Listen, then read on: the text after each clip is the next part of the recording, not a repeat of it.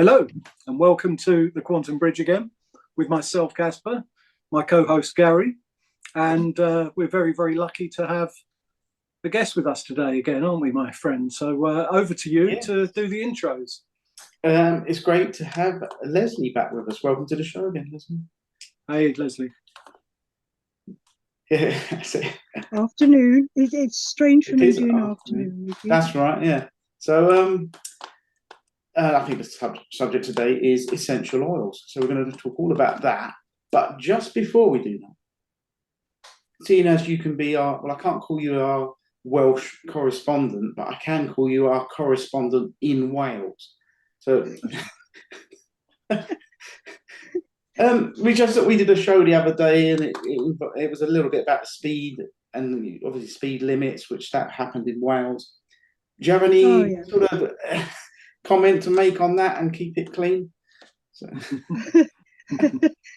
You mean King John Drakeford? Yes. How has it gone down over there, do you feel? Like a lead balloon. Okay, good. Most people seem to be pretty much ignoring it. Mm-hmm. There are some totally ludicrous places where it goes from 40 to 20 to 30 back to 20 in the space of about half a mile. And I'm not sure it was well thought out. You don't say. Yeah. I suspect it was more about making money from people being stopped. As usual. But that's just me. I'm just cynical. I think we're, with good reason, all are. So, yes. So, back to the topic of today. Essential oils. Can you give us a quick intro in what they are and how they're made? Okay. Essential oils basically are they're compounds extracted from plants. All sorts of plants. Even the herbs in your herb garden, thyme, sage, they all produce an essential oil. How they're extracted is slightly more complicated. There are about 6 different ways. Some plants require different treatment to others. For instance, cold press extraction tends to be used for citrus fruits because the peels need to be punctured so that the oil can be extracted. Then you've got water distillation, which is used for very delicate flowers, rose petals, orange blossoms, things like that. There is one that's not so much used these days called enfleurage. That used to be used mainly for making perfumes, but they don't bother with that commercially these days. Probably because most perfumes these days are chemical based, unfortunately. I mean, I actually make my own perfume because I refuse to buy chemicals to put on my skin. So, I mean, it's so easy to make your own perfume.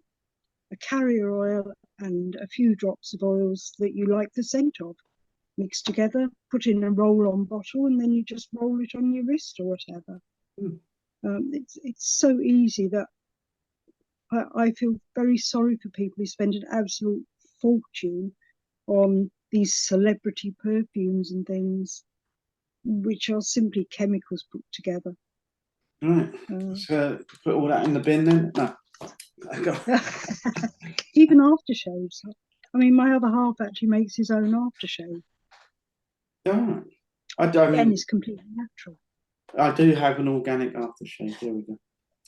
Yeah. Oh, that's good. Yeah, it's a start. Well, I mean, for me, with my particular type of business, I tend to use essential oils that I like the smell of. The thing you have to remember with essential oils is that they actually work far better synergistically. That is, together with another oil. A single oil on its own, it's fine, but it's not particularly effective. But if you put 2 or 3 together, you get much better effects. Most of mine, as I say, I put together for the scents. Um, I mean, some of them I have a purpose in mind. Lavender and clary sage, for instance. That's a really good blend for a good night's sleep. But I always have to warn people not too much alcohol, because clary sage will give you weird dreams if you have. Yeah, that's the one. There we go. Yeah, will give you weird dreams if you have too much alcohol. You got your own. Why do you need mine? It was just a backup, just in case. Just what, in case I forgot. Yeah, it can happen. Lime and ginger, like I use in my little scrubbies. Ginger is warming and soothing and comforting. Lime, on the other hand, it has a lovely uplifting citrus aroma. So those two go together really well. As I say, the majority, I mean, what have we got here? This one is called, I don't know if you can see, Hippie. Yeah, it's one of your bath bombs, right? Yes, because I was going to call it Peace and Love, and that made me think of hippies. And all my friends call me an overgrown hippie, so it became Hippie. Now that is lavender, sandalwood, and rose geranium, and I love the scent of those together. You know, I mean, it's quite important, right? These smells, as in when used in aromatherapy as well. I guess when I've gone to maybe a spa or something, they might do a quick thing of like, which one do I like? So because it's important that it works with you, isn't it? If you don't like the smell, it won't work for you.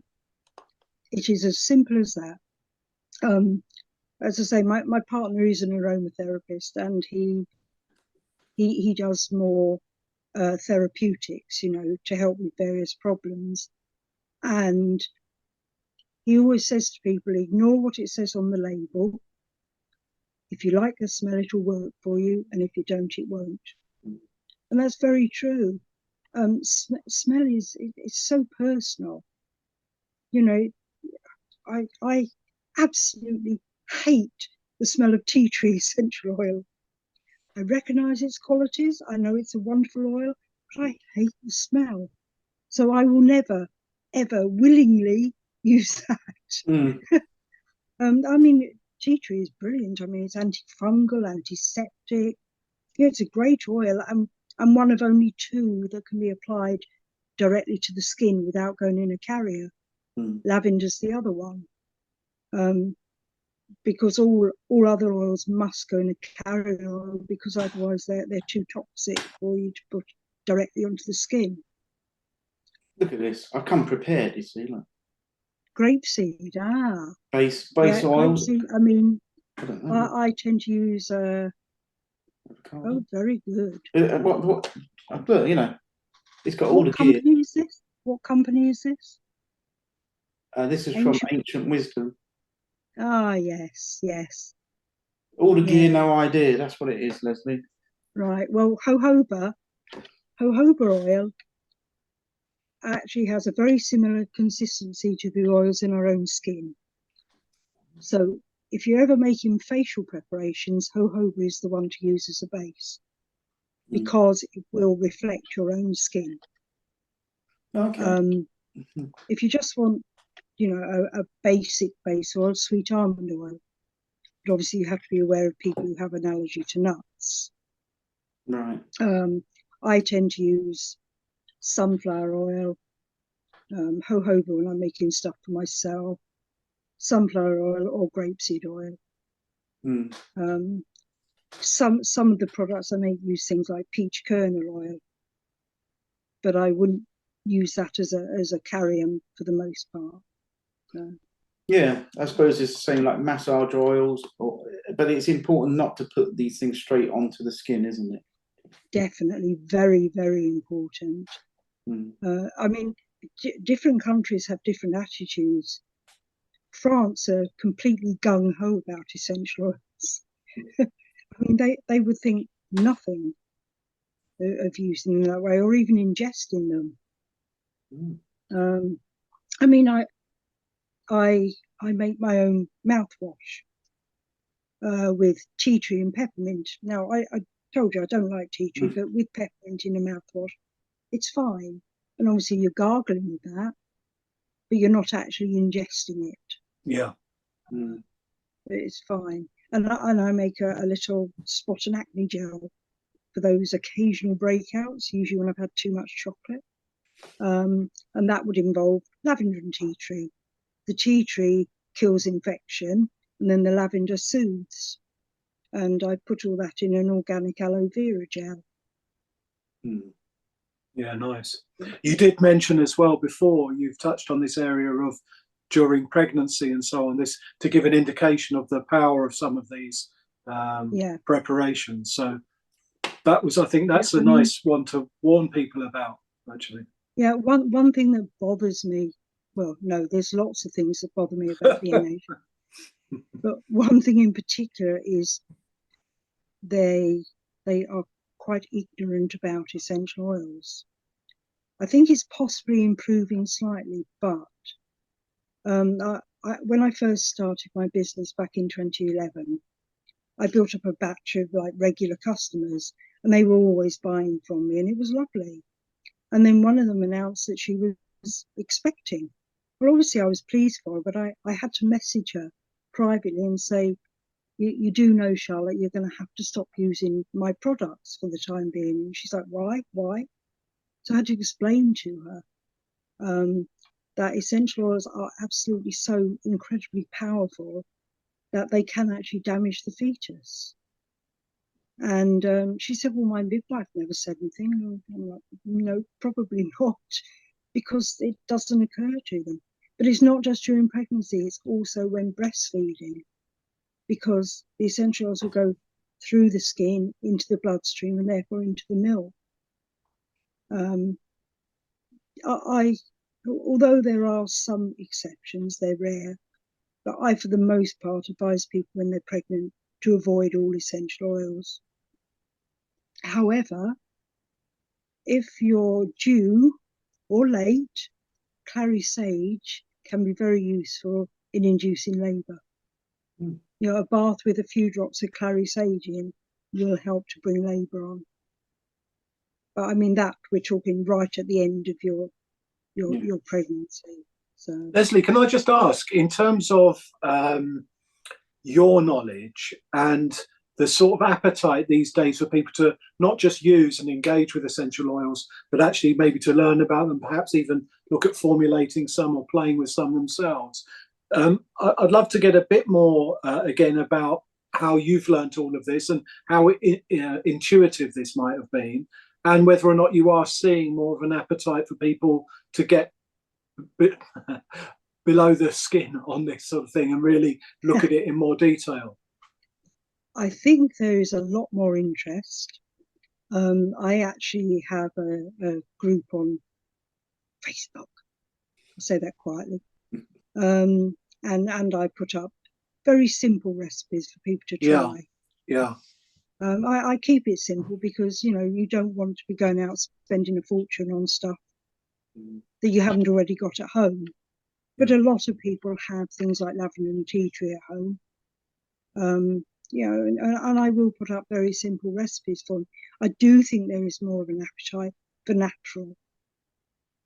My daughter, when she came over to see me with the baby a few weeks back, she was asking me about something for her daughter, who's had a verruca for well over a year. Been given loads of things by the doctor. Absolutely nothing has helped. So Nigel, my other half, and I gave her one of his Wharton verruca treatments, which is pure essential oils, but it's literally one drop on the affected area and then covered with a plaster, so it stays in the right place. And she came back to me last night and she said, I can't believe it, after a year and a half, it's finally gone. Wow. And she was very impressed. You know, she'd been given so many different things by the doctor to try, and not one of them had worked. But then I suspect that the doctors aren't really there to cure us. They're there to sell us more medical stuff. What was that thing I had as a kid then? It felt like I had a hot poker shoved in my foot. I mean, I'm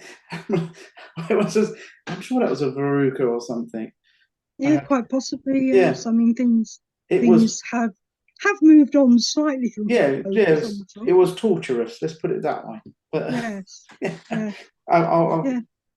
I mean, obviously, I don't have those things now, but next time I'll try some drops of oil.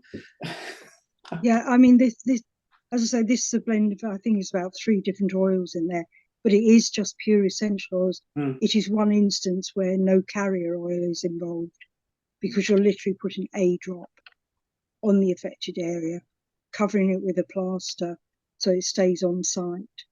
But it's working, and that's the main thing. Absolutely. You know? So there are times actually with these very modest amounts where it can be topical and you do actually want it to seep through the skin to some degree. Yeah. Yes, yeah. Well, when you've had a verruca for 1.5 years, I think it's time to get rid. Yeah. Yeah. Oh. A few things. Oh yes, I said about clary sage. Clary sage is not only good at the end of pregnancy, it's also very good for regulating the menstrual cycle. Us girls, you know, with our ladies' problems, you know, if your periods are erratic, clary sage can actually help to regulate. So again, a very, very useful oil. Lavender is excellent for burns. I mean, forget buying all this rubbish from Boots about for burns. Lavender essential oil, if you burn yourself, drop of lavender neat on it. It will heal it and clear it. You won't blister. I speak from personal experience, because when I first got my Ninja air fryer, I was forever burning myself. I just, because I was getting used to it, you know, and I couldn't work out how to get the oven gloves in there, because it was, and the number of times I burnt myself, but I have no scarring, none at all, because I immediately slapped lavender oil on it. Interesting facts about essential oils. Okay, this is a question you two are going to have a guess at. All right. How many rose petals do you think it takes to make 5 ml of essential oil? 70. 70. Oh, I'm going to go higher than 70. We're not on Brucey now. That's it. 200. There you go. Let's go with that. It's actually 22 pounds of rose petals to make 5 ml of essential oil. We definitely proved the point that we didn't know. You don't get a Brucey bonus. No prizes. No, not in this game. No. You mentioned at the start, Lesley, that sorry? just so we showed that there's also these other things. If I can, there we go. Sort of. Try twisting it around a bit as well. Yes, so I can see it. Oregon. You need to turn it. There we go. Yeah. That you can use other herbs. I can't see. Oh, there we go. Oh, oregano. See, yes. I told you all the herbs in that. That's it. So you can use the herbs as well. Now, yeah, that one. Yeah, I mean, you can make a nice tincture with oregano and thyme.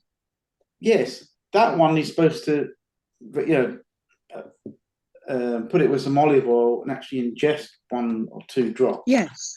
Yes, again, a carrier oil, you see, olive oil. Yes. Supposed to be a good antibiotic or something. So. Yeah, I mean, essential oils are just so amazing. Yeah, I suspect this is why they want to stop us using natural products. Because for everyone how can they make profit out of, you know? Well, exactly. The current paradigm is based on businesses being in business to make profit, and that's really all you need to say about it, I think. Yes, I mean, you can't patent a plant. That's the thing, isn't it? You know, and if you consider that a lot of very common medicines, like aspirin, they started out from plants. Digitalis from foxgloves. used in heart medicine. Mm. Most of the stuff these days started out from plants and essential oils. I thought the whole point was to make synthetic versions that you then could patent, and once patented, they become part of the kit bag, Yeah, so to speak. that's correct. Yes, yes. Give it a Do you know flash, how to tell if your essential oil is pure? Since I failed so badly at the last question, I'm not saying anything. Okay, it's very simple. So here, what have I got here? Oh, there we go. Some ginger essential oil. Ah. So basically, you do something called the ring test. So 1 drop. There we are, 1 drop on a piece of white paper, and you leave it to dry. Pure essential oils do not leave a residue. If a visible ring appears, your essential oil has been adulterated. There are some suspect companies out there selling what they say are essential oils, which definitely are. I mean, Nigel has come across a few where he's ordered, what was it he ordered? I think it was frankincense. And when it arrived, it didn't smell right. And it was far too cheap. And I had said to him, if it's cheap, it's probably not right, but business is business. And yes, it definitely wasn't the real deal. And you have to be aware of unscrupulous companies out there. I've never actually bought from Ancient Wisdom. I get their emails all the time, but I've never actually bought from them, apart from their incense holders. Yeah. Because I sell pure essential oil incense sometimes as well. Not made by me, obviously, but I don't know if you can see. It's not really dry yet, but can you see? There. Yeah, clear. Yeah. Exactly, and that's how you know whether you've got the real deal or not. Hopefully, that was a speeding fine. No, that was my notes. I don't get speeding fines. No, but that's how to treat them if you do. I stick to the law. I do 20 miles an hour. Actually, I cheat. I get a bus. Much easier. Yeah. Oh, by the way, just for our American audience, oregano is actually oregano, I think, in the States. Yeah. Just in the same way that a tomato is a tomato. So just in case we lost you with our English pronunciation. And don't forget, coriander is cilantro. Yeah, that's cilantro. Right. Yeah. I was going to ask Lesley, just where you was going about the oils being pure.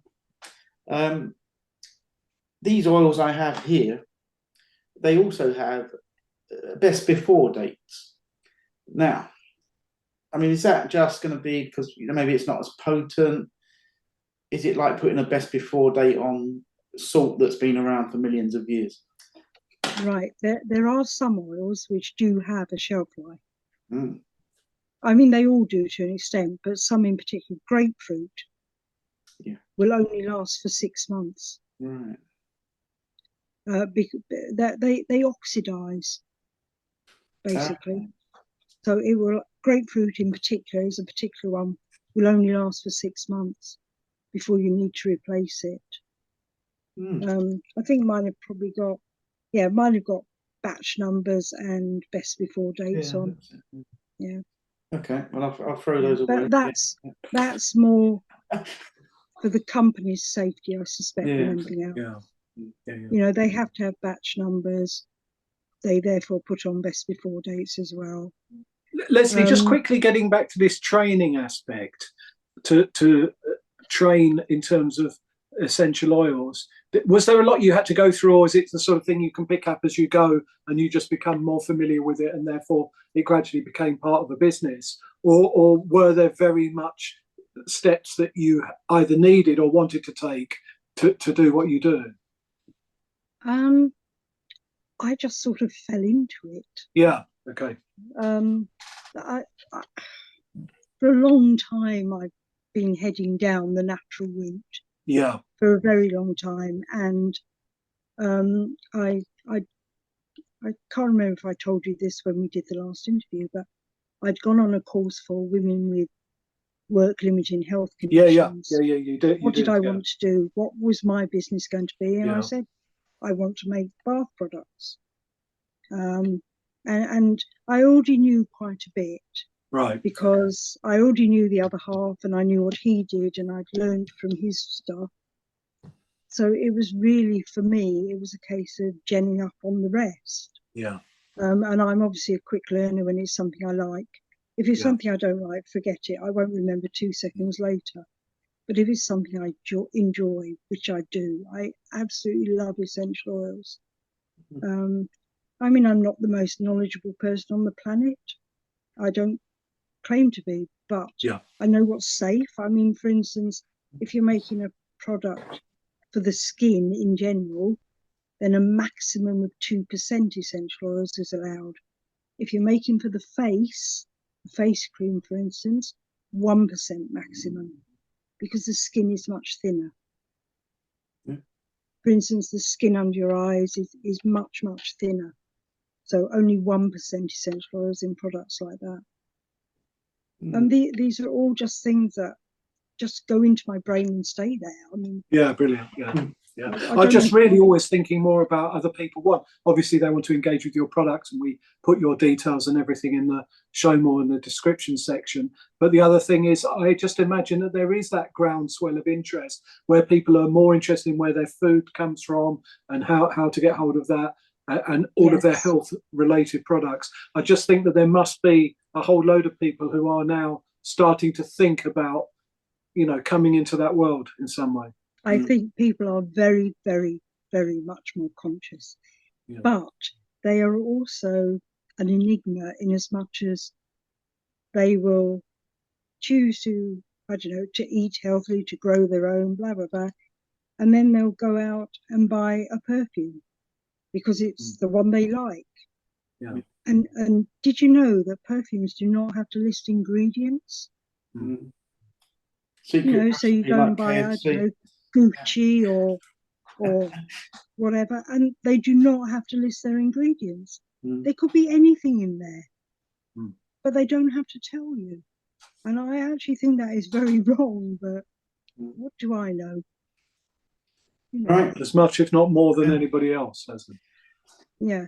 On that note, we're running out of time, unfortunately, Lesley. Oh gosh. Before It's gone so quickly. I know it goes quickly.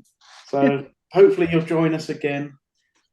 Oh, I'd love to. Just now, my essentials are from the Soapery. I can highly recommend them. British company, no postage and packing charges. Brilliant. No matter what you order. Thank you very much. Thanks, Lesley. See you next time. Thank you for being so open and coming back to see us. Thank you. Thank you. It's been lovely. Always nice to see you. Bye. Bye.